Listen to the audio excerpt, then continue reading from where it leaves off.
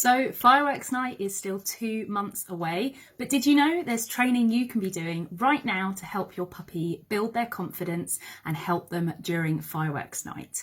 So my name's Nicole. I'm a puppy school tutor and clinical animal behaviourist, and today's video I'm going to be focusing on how to train your puppies to be comfortable when it comes to fireworks night.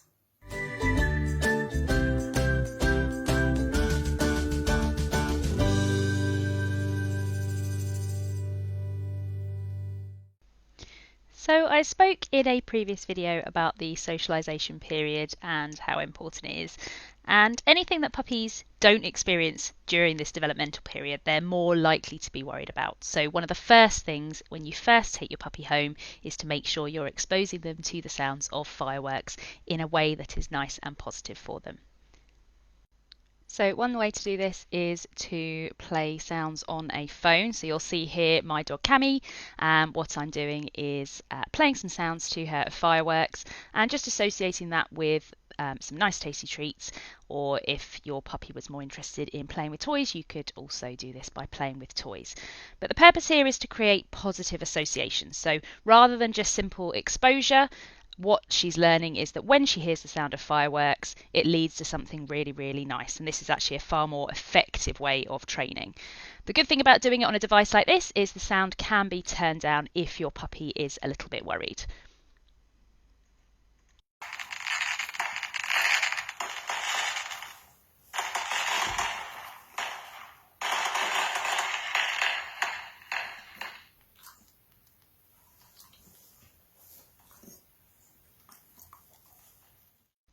Something you can also consider is a product like Adaptil. So studies have shown that this product can actually help reduce fear and anxiety during training and beyond. So the use of something like an Adaptil collar with your puppy might help reduce the likelihood that loud noises like fireworks are perceived as aversive or scary by your puppy. But when it comes to real fireworks, they are slightly different to playing sounds on a phone. The first thing is your puppy won't be able to see the source of the noise necessarily, which might worry them. There is also the added factor of lots of different lights going off, and also the scent and smell will be different as well. So all of these factors put together create a slightly different context, which might make your puppy a little bit more worried. So the training doesn't end with just playing sounds on your device. So these are my top tips for fireworks night itself. The first is to avoid leaving your puppy home alone. That might lead to them having a nasty, scary experience if they're home alone and all of a sudden there's a big bang. Also, it gives you an opportunity to do that training in a real life scenario. So that gives you a really good opportunity to continue the training we were talking about earlier. Try to avoid walking them after dusk. That's when obviously fireworks are going to happen. If they're outside and again a big bang happens overhead, that's likely to scare them. So we want to avoid that if we can. We want to keep these experiences as positive as possible. The next thing is to make sure you can read your puppy's body language. They will tell you when they're a little bit unsure. And if you don't know how to read body language, my colleague Louise did an excellent video a couple of months ago that's worth looking at as well. But the signs you want to be looking for are things like ears going back, crouched body posture, tail tucking under. If you're starting to see the whites of your puppy's eyes or any lip licking, that's a good sign that they're maybe a little bit unsure. And more obvious signs might be that they're trying to run away and hide and get themselves somewhere where they maybe feel a little bit safer. So if you spot those signs, my next tip for you is obviously make sure that the windows are shut. That's going to stop the sound as much as you can. Close the windows, so that will take away any visuals. If there's lots of sort of loud, big sparks going off outside, that prevents them from seeing that. And maybe consider putting a TV on and turning the music on just to mask those loud sounds as well.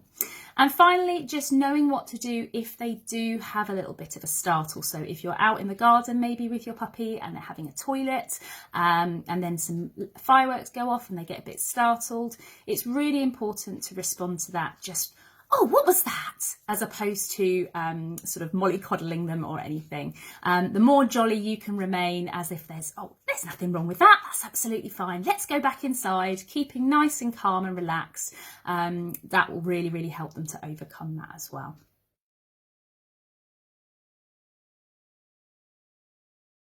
So this is probably the question we get asked the most, and the short answer is no, you cannot reward or reinforce an emotional state like fear or anxiety. If your puppy or dog is worried about fireworks, the best thing you can do for them is just anything that's going to help them to relax, calm and reduce that fear and anxiety as much as you can. So that might look like sitting with your dog or your puppy, being available for social contact. If you can get them engaging with taking treats or playing a game, that's usually a sign that they're a little bit more relaxed, but the more fearful dogs tend not to engage in those activities. And some dogs just need somewhere quiet to go to. So provision of what we'd call a safe haven, so somewhere where they have lots of previous associations with lots of nice things. So that might be a crate or a covered area where they know that they've had treats there before, they've had toys, some nice things have happened there, and they know if they retreat there, they can stay there until they feel safe to come out again. So any of those things are absolutely perfectly acceptable to provide for your dog. So in short, the best thing that you can do, the absolute best thing you can do for your dog or your puppy if they're worried, is to support them and make sure they feel as safe and relaxed as possible.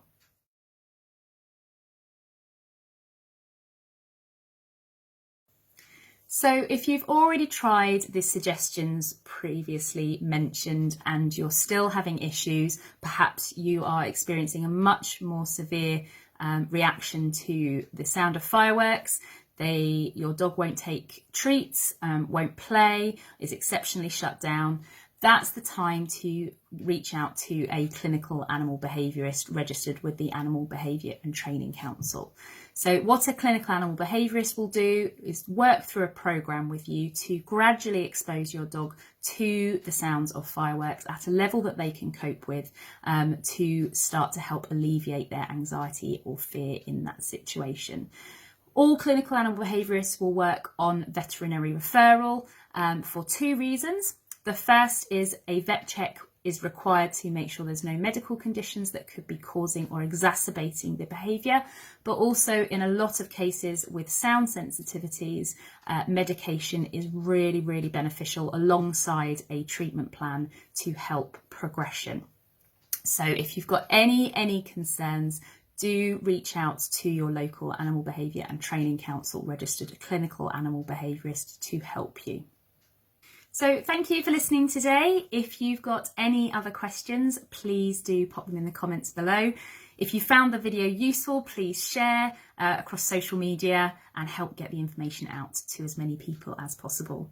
And as always, we will see you at the next Q&A. Thank you. Bye.